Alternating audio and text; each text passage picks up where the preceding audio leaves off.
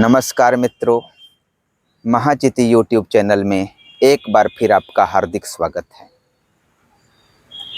हमारे देश भारत, जिसे समय समय पर विभिन्न ऐतिहासिक सांस्कृतिक संदर्भों में अलग अलग नामों से हम पहचानते रहे हैं। भरतखंड, भारतवर्ष, हिंदुस्तान, जम्बूद्वीप, इंडिया या हिंद देश, उसी का एक प्रांत मणिपुर पिछले लगभग 3 महीनों से जातीय हिंसा की आग में बुरी तरह जल रहा है और प्राप्त सूचनानुसार अब तक 150 से 200 लोग अपने प्राण गंवा चुके हैं। इसी का एक दर्दनाक पहलू कुछ समय पहले उजागर हुआ। एक समुदाय की महिलाओं को नग्न करके एक समुदाय के लोगों ने घुमाया और इस तरह से अपने जातीय प्रतिशोध को साधा। पितृसत्तात्मक समाज में हम जानते हैं कि महिलाएं इस प्रकार के वहशीपन का शिकार आए दिन बनाई जाती रहती हैं। हमारी जो भाषा है, जो महिलाओं के संदर्भ में विभिन्न प्रकार की गालियां हैं, उनको लेकर यदि विचार करें तो लड़ाई 2 पुरुषों की भी हो या 2 पुरुष प्रभुत्व वाले समुदायों की हो, तो जो गालियां दी जाती हैं वो किसी दूसरे समुदाय या दूसरे पुरुष की माँ, बहन, बेटी या किसी स्त्री संबंधी के साथ मानसिक तौर पर, वाचिक तौर पर यौन हिंसा के भाव से भरी होती हैं। मणिपुर का जो नग्न दृश्य है उसी की एक अभिव्यक्ति है, लेकिन इसके संदर्भ में मेरा यह कहना है कि यह शर्मनाक से ज़्यादा दर्दनाक है और इस प्रकार की हिंसा को होने देने में प्रांतीय और राष्ट्रीय सरकार की नाकामी भी एक महत्वपूर्ण पहलू है। उम्मीद है कि हम मणिपुर पर जल्द ही कुछ ऐसा करेंगे जिससे मानवता शर्मसार होने से बचे। भारत का एक अभिन्न हिस्सा मणिपुर, अब तक हम राजनीतिक संदर्भों में ये मुहावरा बार बार दोहराते रहे कि कश्मीर भारत का अभिन्न अंग है, तो हम पिछले लगभग 3 महीनों से यह क्यों भूले हुए हैं कि मणिपुर भारत का अभिन्न अंग है। और कश्मीर को अभिन्न अंग कहने वालों ने भी उसे जागीर ज़्यादा समझा।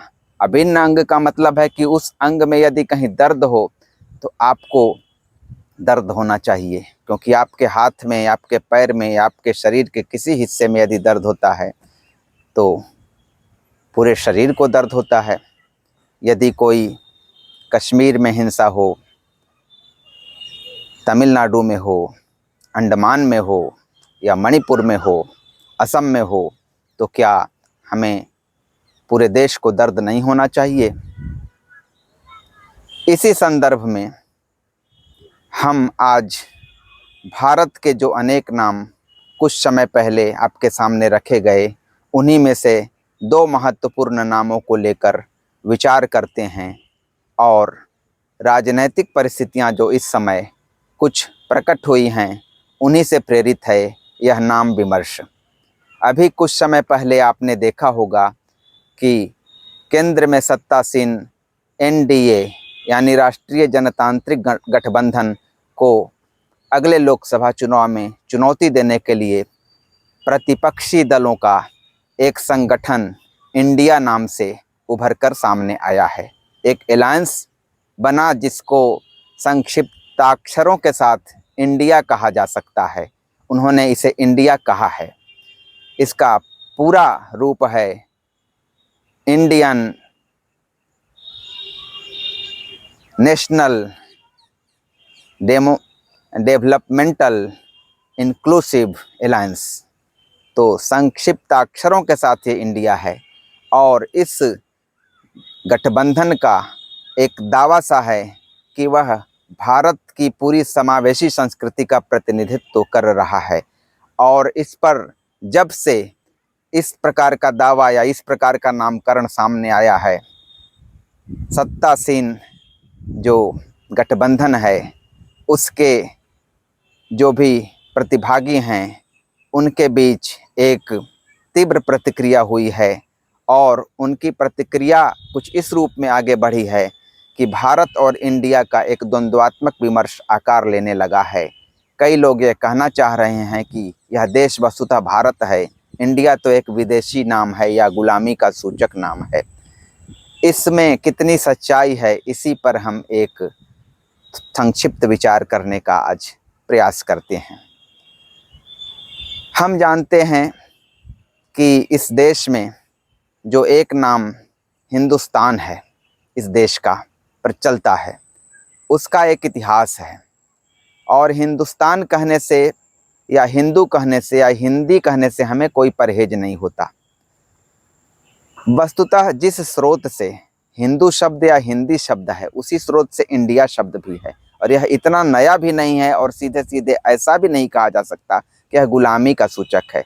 हमारे संविधान में लिखा गया है India that is Bharat. Bharat और इंडिया को एक पर्यायवाची के रूप में रखा गया है। हमारा संविधान अंग्रेजी में लिखा गया है। कुछ लोग ये भी कह सकते हैं कि इंडिया नाम अंग्रेजी के चलते है, लेकिन मामला इतना सीधा नहीं है। एक समय था जबकि इस प्रकार का विमर्श 60 के दशक में लगभग चलता था कि इंडिया का मतलब है शहर में रहने वाले लोग और भारत का मतलब है व्यापक, जिसमें मुख्य रूप से भारत गांवों का देश है। तो असली भारत को भारत शब्द से अभिहित करने की बात थी और इंडिया मतलब तथाकथित संभ्रांत शहरी या जो पाश्चात्य संस्कृति प्रभावित जन है वो समय अब बीत चुका, ऐसा लगता है। अब हम गांवों के भी बच्चों को कहते सुनते हैं कि आज इंडिया और पाकिस्तान के बीच, आज इंडिया और वेस्ट इंडीज के बीच या इंडिया और श्रीलंका के बीच फला क्रिकेट मैच होने जा रहा है और इसमें इंडिया जीती या इंडिया हारी। तो इस प्रकार से अब इंडिया शब्द उतना अपरिचित और उतना परायेपन के साथ नहीं है।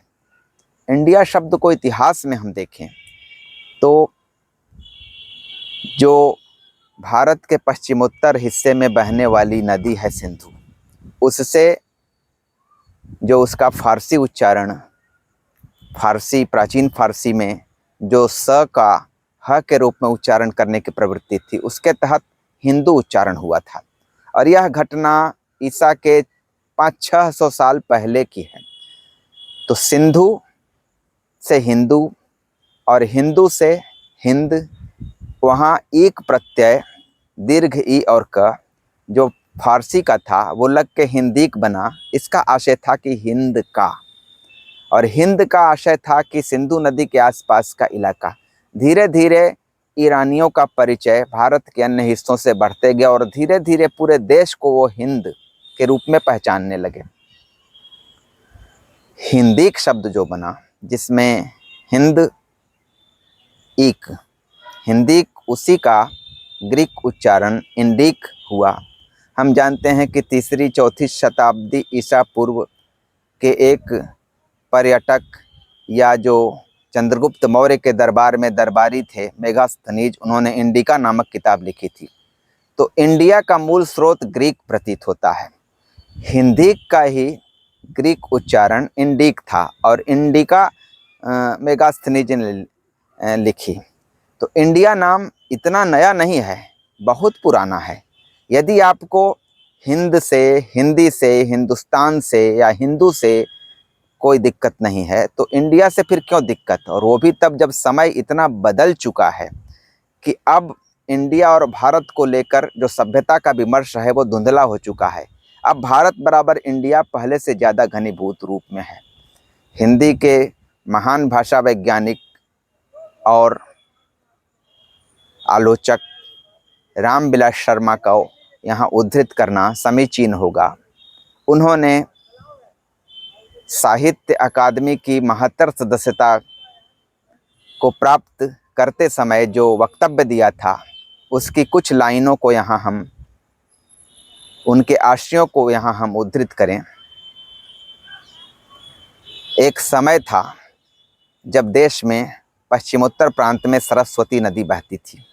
सरस्वती नदी के किनारे आर्य सभ्यता के लोग वैदिक ऋचाओं की रचना करते थे। तो धीरे धीरे वाणी की जो देवी हो गई वो सरस्वती हो गई, और वे ऋषि जो मंत्र दृष्टा या ऋचाओं की रचना करने वाले ऋषि थे, भरत जन से संबद्ध थे। और इस प्रकार के कई जन वैदिक साहित्य में प्राप्त होते हैं।